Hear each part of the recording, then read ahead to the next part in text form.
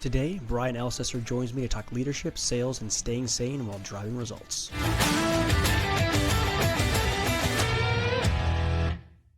Welcome back to another episode of Purpose-Driven Progress. I am your host, Jacob Hicks, as always. And today I am stoked for you to meet my guest. Today I'm joined by Brian Elsesser, a dynamic sales leader with over 15 years of experience building and guiding high-performing teams.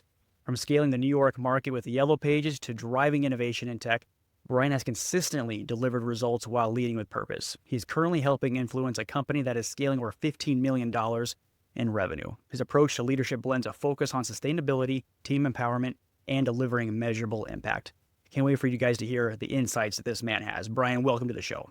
My friend Jacob, thank you for having me, man. Thank you. I'm excited to chat, excited to go through everything. Let's rock and roll. So I'm stoked to have you. So kind of talk me through like your beginnings in sales. I know you've been doing it for a long time. Started at Yellow Pages, right? So what was that like early on in your sales career? It's funny. I get asked this question a lot. Yellow Pages was it was a real great way to cut your teeth in sales, right? Like this is like old school. I had to wear a shirt and tie to work every day. I remember my favorite story of Yellow Pages is like it's everyone in this company when I joined. So I started in Brookfield, Wisconsin, which is just outside of Milwaukee.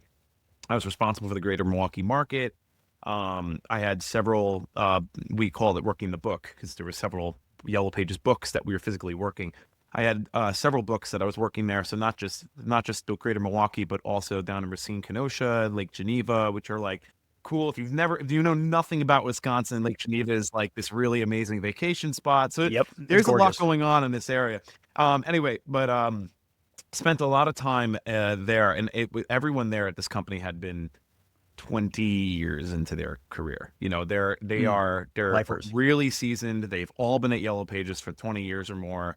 You know, we're coming up against like companies like Valpak, and we're coming up against, you know, these different decks and all these different really interesting publishers, and everyone's using the Yellow Pages still in the Midwest at the time when I got started. So it was a unique place, but at the same time, you wanted to learn from the best. And when you're green in sales and you're trying to figure out how to make it work, the number one thing you're doing is you're going up to those sales reps, you know, and you're like, hey, teach me. Yeah. And they've been hearing that request from everyone, right? So there was this one guy named Pete. He's still around out there selling. But Pete was by far one of the most talented salespeople I had ever met, and I really wanted to learn from. And I remember going up to him for months saying, Pete, help me, man. I want to learn. Pete, teach me what you're doing, man. I want to know what you're doing. And he's pulling in these multi-million-dollar deals. He's pulling it.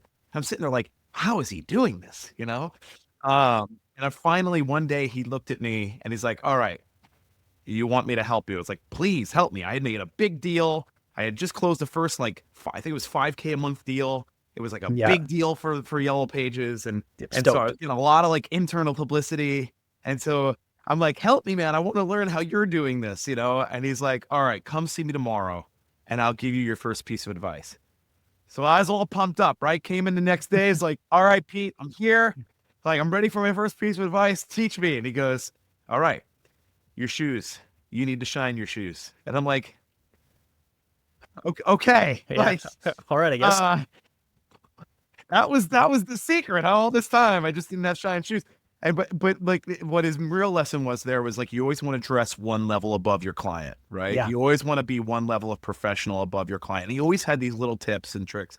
And then finally he started like one day really helping me carve and understand how to strategically work revenue, how to strategically work through a book of business and to grow it. And like, you know, I remember him telling me, he's like, you want to take all your losses up front and then you want to sell those losses. You want to sell all of the new money you need to cover that. And then you have, you know, your gap, and you're going to work the rest of the year on covering that gap and growing. And if you do it early, you'll have a full year to then grow it versus like not taking your losses up front. And then you have too many misunderstandings of where your revenue is going to be. And like some of those early learnings were things that carried through all the way through to software. And so, yeah, man, Yellow Pages was a great time. There is so many amazing people that I had an opportunity to work with and learn from. And two of my favorite sales reps that I've ever worked with in my entire life. I got to work with there, and yeah, so it's amazing things. So I really, really love that. And I love that story because I feel like everybody in sales, whether you're, inside sales, outside sales, retail sales, whatever, you've got to figure out how to manage your clientele and your book of business and how to make sure it's actually growing in a sustainable way. I'm curious though, because I've talked to a lot of salespeople in my time, and I feel like pretty much all of us have kind of like that trial by fire where you kind of get thrown in the deep end. Every sales role is like drinking from a fire hose, right? Do you feel like Yellow Pages was that for you? Well, yeah, I mean, it had a very high attrition rate, right? Like Mhm. it was very cutthroat. If you weren't selling, you weren't going to be there very long. If you Yeah. had multiple months of no sales, you were going to be fired. Like it was just kind of what it was. I remember my approach to it when I first got started was I told myself every day when I woke up that unless I performed that day, it was my last day at work. Yeah. And a little bit about me, I'm self-made, right? So everything that I have, I've worked my butt off for. No one ever I didn't have a silver spoon. No one gave it to me on a silver platter. I had to Yeah. work for what I did. And so when I entered sales, I remember I had 2 degrees in music. There was no business background. And I wanted to make sure that I was able to stay out in the Midwest because my girlfriend was out there at the time and Mhm. she's now my wife. So there was this whole thing of like, I need to be with her and Yeah. I will do anything I can to make it so that I don't leave. And so and not to mention leaving meant I was moving back home to mom and dad. And after this point in my life, I'd already been living on my own for like 8 years. So there was really nothing worse to my ego that I could possibly do and have to move Yep. home. So Yeah. I was devoted to making anything work. I remember in the first few weeks, I had of after training, which by the way, like we're talking 6 months of training prior to hitting the market. You like that doesn't exist anywhere these No, it's days, like right? 2 Like weeks and get that's out there. no, yeah, that this is non-existent anywhere. Okay, so six months of training. Um, I get out my book. I'm down in Lake Geneva. They shipped us down there. AT&T had all sorts of money to put the teams in places that they wanted to, put you.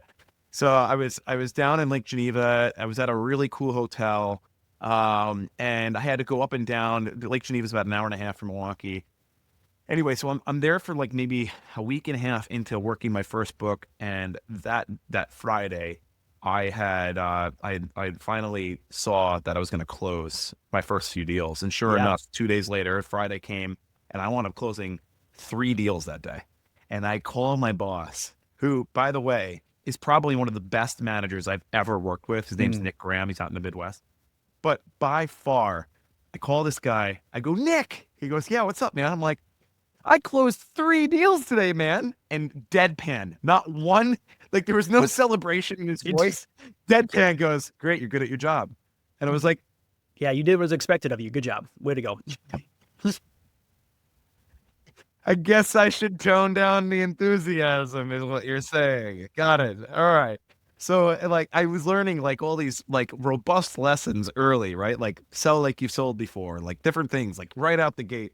Yep. And it was what was great is that because everyone was so tenured in sales methodology, in at AT&T, the training that I got was world class. World Yeah. class. I mean, AT&T even had an online platform with Harvard Business School that you could take online classes and certificates. It was part of their.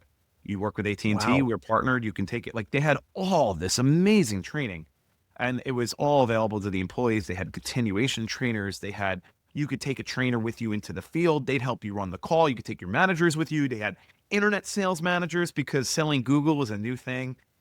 I'm that Yep. old, and so like it had all these different pieces, and yeah, I credit it to so much of what I've been doing these days, in terms of sales and enterprise sales and SaaS sales.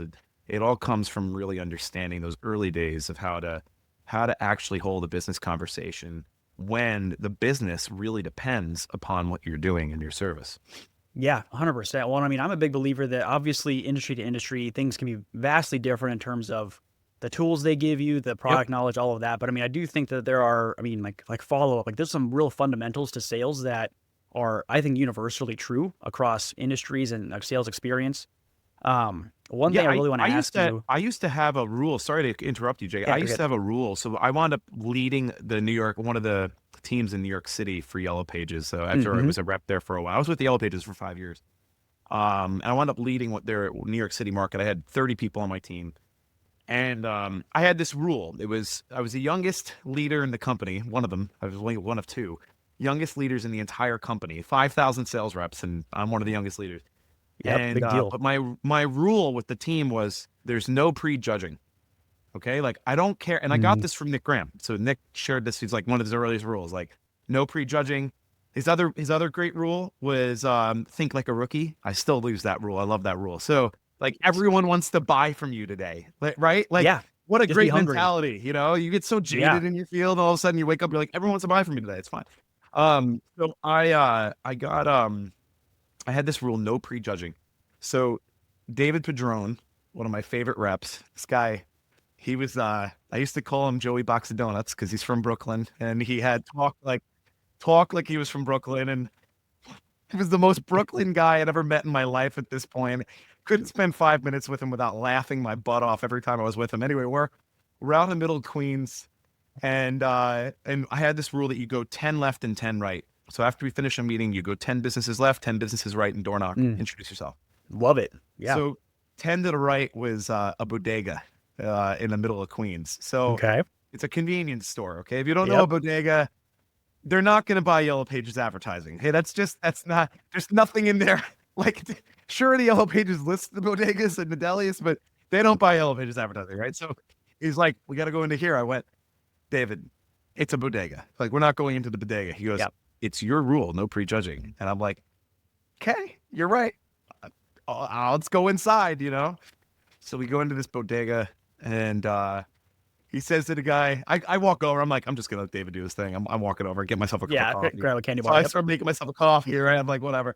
I hear him go, you know, I'm with the Yellow Pages. I wanted to introduce myself to you because I'm helping business owners with their marketing, and we're making a big stand for them in New York. And the guy goes, well, I'm glad you came in. We actually in the back here run a call center for locksmith services, and he goes, there's 40 people in the back right now. I come out from like the shelving, like, Yeah, you're like, I'm what'd you sorry, say? what did you just? And it wound up being like the largest call center in New York for locksmith services, like in a bodega.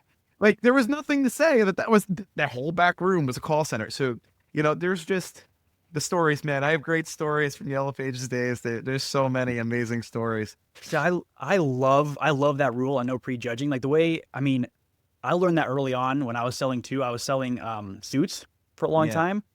And I realized after I was doing this for a little while that the guy that was coming in to drop, you know, 5-10 grand on me, which was a huge sale at the time for me, those are the guys that are walking in with like crappy sweatpants. It's not the guy coming in dressed up super nice. So like the way I always tell my clients is don't spend your clients' money for them. Let them tell you like, hey, this doesn't make sense for me, you know, right now. I love that tip. You can't sell with your wallet. You sell with their wallet. That's correct. Yep.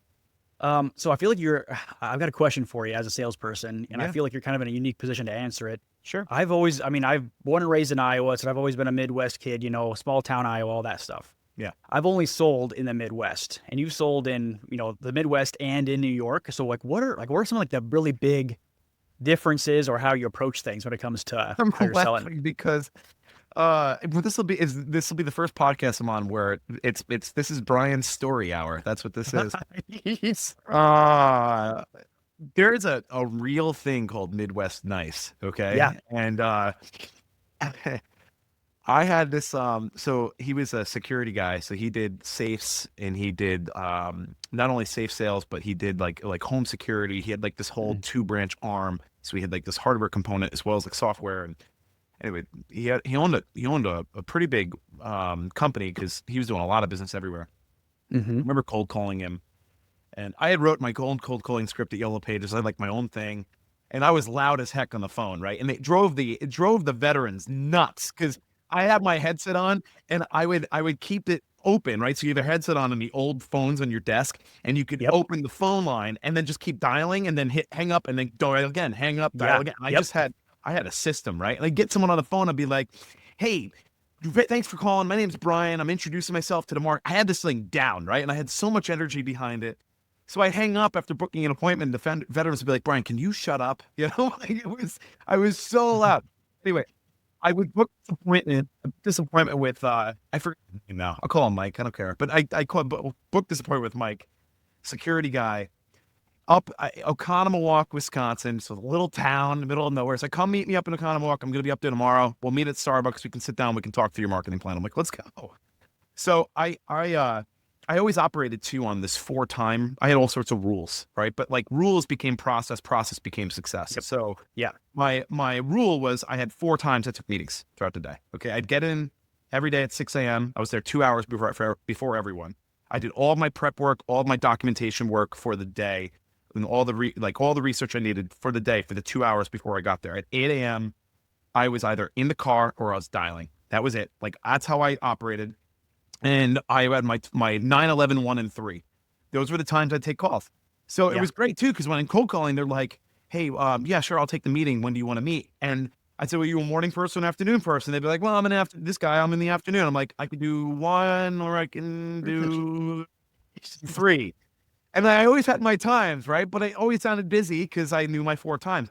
And if somebody booked it, great. If that person canceled, I had a call list of people that wanted to meet with me that I called because I had an opening at 3. Do you want to meet?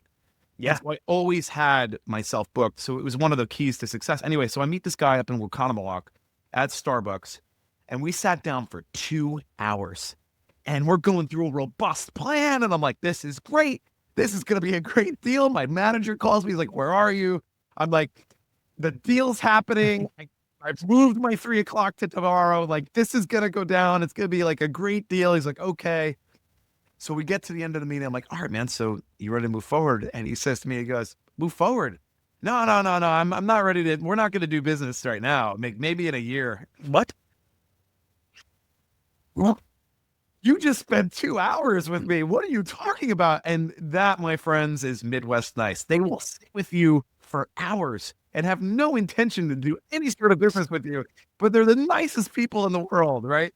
And I did that. I wound up taking a second meeting with him, and the egg was still on my face. So that was one of the lessons. When I got to New York to start selling in Yellow Pages and then eventually in the software, you start realizing the pace, Yeah. you could get someone that you never spoke to before to the finish in the same day. Like you get in there, they have no time to waste. You're in their business. You're in the middle of their day. They don't want to talk to you. You want to talk to them, but they don't want to talk to you. It's come in. Here's what I have going on. I have to get back up to fixing the cars. Can you help me or not? And like, it's show value or die, right? Like that's it. And so the pacing is just so much different. I wound up working in Canton, Ohio for a little while, supporting that team that was there. And I remember being in an attorney's office and was telling her about, Google advertising and getting her program. She goes, internet advertising, everyone here drives tractors. And I walked over to the window and I lifted the shades and went, I see cars out there. I don't know what you're talking about. Yeah. But, then you learn about trends and how trends start in the coasts and they bleed into the center of the country. And so when you have those learnings like on the field and you learn how true mom and pop shop business owners operate, it does translate very, very much to a true creating value story. Yes. Very different than when we're talking about enterprise businesses and we're talking about selling to the Fortune 500, the Fortune 1000, the Cloud 1000, the SaaS 1000, whatever you want to be selling into. When you're selling big companies, you still have to be able to drive value, but now you have multiple stakeholders. And so it becomes a different... And decision makers. It's a different beast, right? But all of the lessons of the early days of that cutting teeth in some place where you're learning about nuance between region and everything, all those regional nuances still bleed into the enterprise sale. And so now when your stakeholders are in France and the Midwest and California and Texas, and you're trying to negotiate between different parties, you also have to negotiate between how they also think and process and are hearing the information that you're putting in front of them. It's kind of a unique instance. Yeah. So I love that. And I want to emphasize something you said that I think could be easy to overlook here. And it's the value piece. And I think it's true regardless of whether you're selling, to a single customer that happen to walk into your clothing store, all the way up to, like you were saying, the Fortune 500 guys. You have to be able to show value quickly and drive towards that value. Yeah, but value's also changed a lot, right? Yeah. It Jacob, has. like you have AI is the thing. Everyone can do a lot of research quickly. They can know you before they even talk to you. They can decide whether or not your value is there prior to even having the conversation. And so I actually think the biggest challenge new sellers and even some seasoned sellers, maybe not totally veteran sellers, but seasoned sellers challenged with is creating relationships. Yeah. And how those, if you do this job correctly, you will sell to the same people over and over For years. over again for your career. Yeah. They're going to be the same people that you're going to connect with. An industry, you're going to become an expert in that industry. Like if you sell software, go try to sell e-com. They might not even give you the job because you don't have that Rolodex. Yeah. And it's a whole different thing, right? Like if I want to go into med tech sales, boy, would I be up against like, what the heck am I doing right now? Now the sales components are there, but you have to learn a whole new industry. But when you are in an industry and you spent time there, right? I spent 15 years in this. When you spend time in one, I know who the players are. They're my colleagues. They're my friends. I got them on text. I can text CROs up the wazoo here. I know. In fact, I just got one just a second ago. I just got one just now. You're going to just text these people because that's that's how deep these relationships are. And it's a whole different environment, Yeah. Yeah. So I want to, as we're getting towards the end here, I want to make sure we get to where I think a lot of your, really great value is in leadership. So, the first question I've got is if you were, like a newer entrepreneur, you're just kind of putting your team together. Maybe it's like just your staff, or maybe it's like a sales team. Yeah. How have you found success in inspiring those folks and keeping them motivated? Especially because we know that sales can be a hard game with like some crazy great highs and some really hard lows sometimes. Yeah. Well, first off, let me just share with anyone out there that's even in a point where they're struggling at the current moment, or the people that are thinking about taking on something new or what have you. You have the right to be successful and have an amazing start at any company within the first 90 days. If you didn't get that, if you didn't execute against that right, you should think about whether or not you're in the right spot and then make that adjustment. The first 90 days are everything. And I would argue to say the first 60 days, especially in leadership, matter. If you can't move a business or a number or make a difference in what that business is doing within 60 days, you have no business being there. I see the VPs of sales spin their wheels against a company. They're there 8 months, 9 months, and the CEO is young and or she's new and she hasn't been doing it yet, and it's her first hire, and all of a sudden the VP of sales is like, I'm here 8, 9 months. I haven't done anything. Like they're going to fire me. No one wants the looming axe, man. Yep. But so to the person that's thinking about hiring those leaders and to the leader themselves, you have the right to have an incredible start within 90 days and then go after it. Right. Yep. I think the other thing too is like, I even myself, if I was to start a business, at a new company tomorrow as a VP of sales, I would tell the founder I would start as a 1099. That's how I did the one I'm at right now. It's how I did the previous one. Why? Because I don't need to go be a W-2 somewhere, cost money to business, cost headaches and process and everything else until I can show that there's a mutual fit and value. Yeah. Any interview is not going to give that to you. So you need to spend time actually doing the job. And if you're going to lead a team, you need to sell the product. Yeah. You can't sit behind your screen and chomp at leadership bits saying, this is how you do things. This is the sales process, unless you sold the product. Yeah.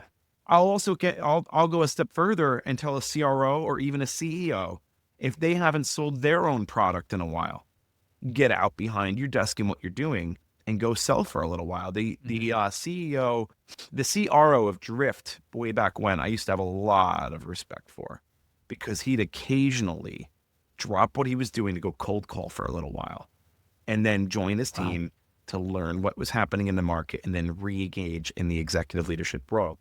And it was like, I remember the LinkedIn at the time blowing up, being like, look at this guy. But like, seriously, like he was doing the work. He was doing the work to understand your customer.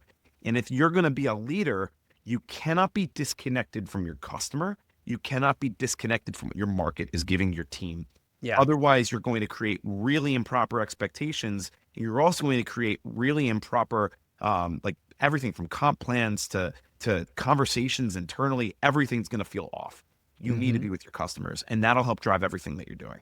I love that. When I think, oh gosh, I love that so much because there's been so many times in like my own life in sales roles where I felt like there was this huge disconnect between, myself and like my fellow colleagues around the trenches actually selling the product and actually generating the money. And like the leadership where they hadn't carried a bag or hadn't sold anything for who knows how long. Yeah. And there was no, like, they just didn't understand what we were doing, because I'm a big believer when it comes to leadership, we need to serve our employees first and then the customers. And if we're disconnected from those two, then, I mean, what are we doing really? I might disagree with you, Jacob, but that's only from Sure. there's a leadership style in each person. Yeah. I serve the customers, and by serving the customers, I can better serve my employees. And I think they're in tandem. I think that, the other thing too, is that I make it a real point. Any team that I've led, it's big or small. I've led teams as small as 2 to 3 people. I've led teams as big as 50.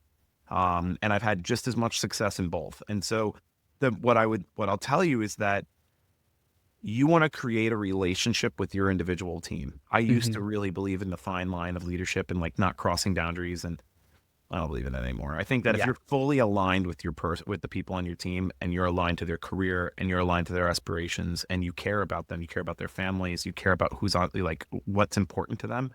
If you really like people, that's when you're in leadership.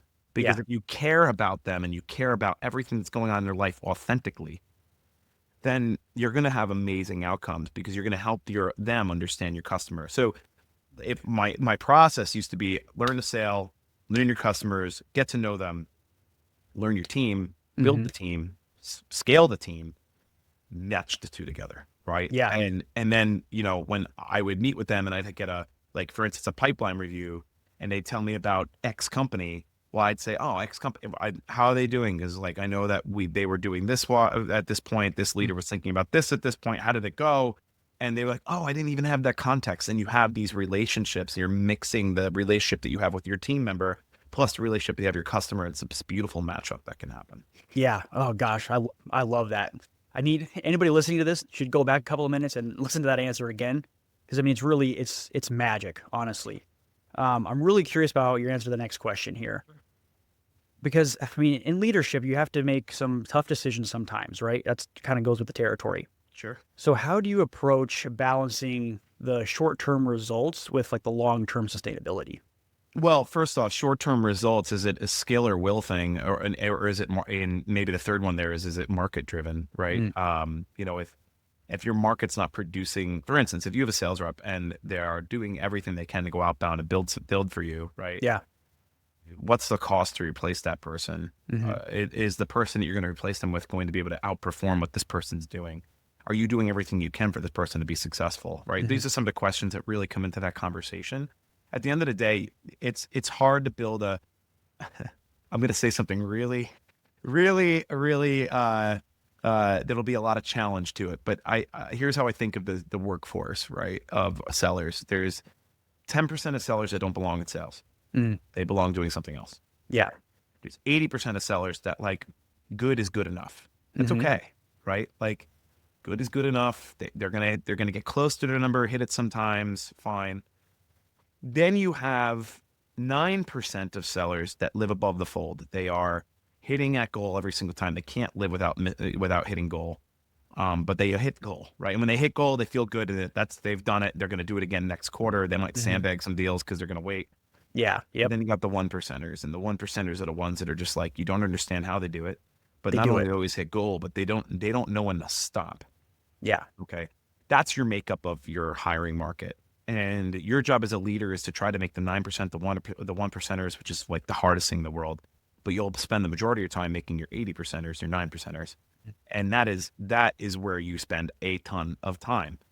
So when decisions have to be made that are hard, if you can identify that everyone has the right in the first 90 days to make incredible impact at a business, and you can then use that as your ground rule behind, hey, is this a skill issue or a will issue? then you are easily able to identify if somebody's in the 80% or the 10%ers, right? And if they're in the 80%ers, spend the time, invest, Yeah. figure it out. If they're in the 10%ers, help them move on. And I like to say too that like if the tide internally, if there's a lot of conversation internally above you about performance on a specific individual, and there's too much sun being cast on that individual, at some point there's not going to be the ability for that individual, no matter how great they're doing, to climb out of the hole they're in.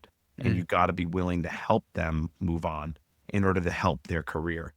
And so I don't have difficult conversations because typically I have really honest conversations from day one. I have very transparent conversations with every member of my team. And so when I'm helping somebody move on, it's usually something where mutually everyone feels happy about it. Like they're excited to move on to the next thing. And we don't have to be nasty about it, right? In SaaS, we have these things called at-will employment, and you can be fired at any minute for any reason. And I always drives me crazy where someone's like, I got fired and I have no idea. I never saw it coming. I'm like, why are we doing that? That doesn't help because it's a small world, man. We're all going to sell with each other again. You're going to see these people again. Like, why? Why are you acting that way? Instead, if I said to that same person, hey, look, I'm giving you 30 days to go find your next thing. At the end of 30 days, we're going to part ways. Did it cost me that much money to pay that person 30 more days? VCs are not going to like it. But I got news for you. Your employer score is going to go up, right? Your positivity score on what do you call it? Open door is going to go, not open door. What am I talking about? Glassdoor. Glassdoor. Yeah. Glassdoor is going to go up, right? Everything's going to go up. You're going to have better outcomes for helping that person move on than being pissy about it, you know? Yeah. And I actually would rather spend in a one-on-one, because I did them bi-weekly, right? I would rather spend 2 one-on-ones helping understand where that person's are in their search and how are they doing? What can I do in my network to help you move on? Than to be like, here's 4 weeks notice. Cheers. Yeah. See you later. Talk to you never. I've spent time with them. I developed these people. I hired them in many instances. Like if I care about my team, I'm going to spend the time to help them move on because I care about them. And that's a choice you have to make as a leader. That's the choice I make. I love that because I mean that goes to just treating people with kindness at the end of the day. I mean, obviously we're in a professional position and we need to make some proper business decisions, but just treating somebody with respect and kindness is going to go a lot farther than the opposite. 100%. You could even put it in there. I don't know. Again, it's my take on it, and it's probably not everyone's take. And there's going to be people that are very against this. But my take on it is, you can easily have a conversation to someone that says, "Hey, you have 30 days. I'm not paying you past 30 days. You get 30 days of pay. You can either take today as your last day, or you can stay here for 30 days and work. But I would prefer that you would just work on figuring out what your next step is. Come in, join the calls, get on the team calls, but work with me. I'll help you." But if, I'd rather do that. But that's just my leadership style. And a lot of people be like, that's a distraction to everyone. Why would you do that? I can take things away from that person to diminish the distractions. Right. Yeah. So. Well, and plus, because your team's going to talk to each other, right? So, whoever that person is that, hey, it's time for you to move on, they're still going to know, like anybody else is talking to them, like hey, if something, terrible were to happen and I need to part ways with this company, I'm going to be treated well, which I think is huge. Well, here's another thing too. Okay. There's a message that you send to a team when you fire someone. Okay. Which absolutely true. There's I think it was Bezos that had said, if you don't fire someone, you missed an opportunity for the team to learn. The whole team can know that it's somebody's going to have 30 days and leave. You can have that message get across. But then that message gets catapulted too, of like, Brian's a good guy, right? We like Brian because he's got our back. Yeah, this didn't work out, but he's not treating this person like poop, like this is a good deal, right? Or if it's going to be visceral and it's on that person, if they want to make it where it's kind of combative or contentious and they want to come at you about it, then they can have, today's your last day and that's fine. Right. And this is your severance and they can negotiate their severance. They have all the other rights that come along with it, but it's a matter of how they want to exit, because at the end of the day, how is it that they want to be perceived later in their career? It's a very small world, my friend. So yeah, absolutely. And every industry is that way. Last couple of questions here as we're kind of wrapping things up is, I'm really curious, because you talked a lot about leadership, but what qualities do you think every great leader has to have, and how do you develop those things in yourself? I think that being a good person helps you be a great leader. Yes. Oh gosh, yeah. There's we promote a lot of top reps into leadership positions, expecting that because they were a top rep will make them a top leader, and that's not the same skill set. Different skill set. You need to be a people person that cares about the success of others and understands that everyone's different. So you need to be able to understand various approaches to teaching and coaching and developing individuals. There's a lot of courses out there that you can take. A good leader is someone that's willing to learn and take the time to invest in themselves to learn. The shameless plug on that pavilion, and that's one of the things we do is we help leaders develop themselves. But so there's that. Take the courses, learn, be humble, right? Always try to be somewhat humble. I would go out with a team member. I'd sell an entire deal. I would do the whole work for the deal. But when we did the shout out, it was, I can't believe how awesome this person did on this deal. Yeah. And mind you, that team member's going, that's not how that went, but no one else knows that. And how does that help them feel about their progress? Like, you need to be humble. That's an important part. And I think you need to be a really great listener. A good leader is a great listener, not just with the customers, but with their team. Because their team's going to tell you when you're messing up. Your team's going to tell you when the company's off base. The team's going to tell you when the product's not working.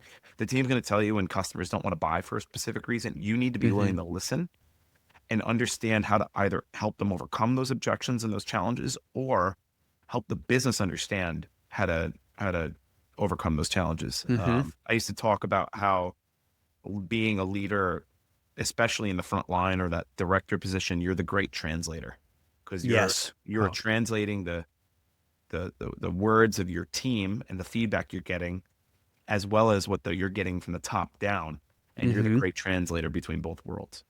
Yeah, man, I love that. The great translator. That's fantastic way to put it. One last question for you. Sure. So if you were to go back, to like your very first leadership role, what kind of advice would you give yourself, after 15 years in the field? I made a lot of mistakes. I think that I wouldn't change anything. I think those mistakes are the reason why I'm doing what I'm doing right now. I actually hope to fail a little quicker. I failed a lot. Maybe the one piece of advice I'd change that answer. The one piece of advice I'd give myself is that it's really important to keep your emotions in check. Yeah. And where I'm going with this, early days, I was extremely loyal to every brand that I worked with. Loyal to a fault, loyal to a point where I put it above everything else I was doing. Many times I put it above my family. I was company first, company guy. That was who I was. I've definitely had my share of being asked to pack my things and move on. Okay. Like, it's happened. If you're in sales, it happens. Right? Yeah. Yep. Okay. And so you sit there and you have these moments of like, holy cow, I was loyal and wasn't shown that loyalty in return. What the heck? Those are lessons that I would have wanted in check sooner, and that you want to be loyal to yourself. So be loyal to yourself, know what your ethics are, know what your integrity is, know what your value is. I learned that being loyal to BrianElsesser.com was more important and as a first priority than being loyal to XYZCompany.com as a first priority. And once I learned that lesson, I actually unlocked a lot of what I would call executive presence and understanding of my own self-worth, and imposter syndrome went out the door, and a lot of things shifted when I started having those lessons. I love that. That's fantastic, because I mean, so many people struggle with exactly what you were just talking about, and just finding, valuing yourself first gives you, again, like you were just saying, just so much confidence in that executive presence, like you were mentioning. And so many people, it's easy to miss, I think. Yeah, I'm not perfect at it either, right? I still have my lessons that I learn every single day. So be a work in progress. That's the best way you can be. Yeah, work in progress forever, right? Yeah, that's it. Well, Brian, thank you again so much for coming on the show together. It's been fantastic with a ton of gold, to tell you what. Jacob, it's been fun, man. I appreciate it. I hope to be on again. So good luck. Thanks for having me today. Yeah, thank you. And anybody listening, make sure to subscribe for more great insights like this, and we'll see you next time.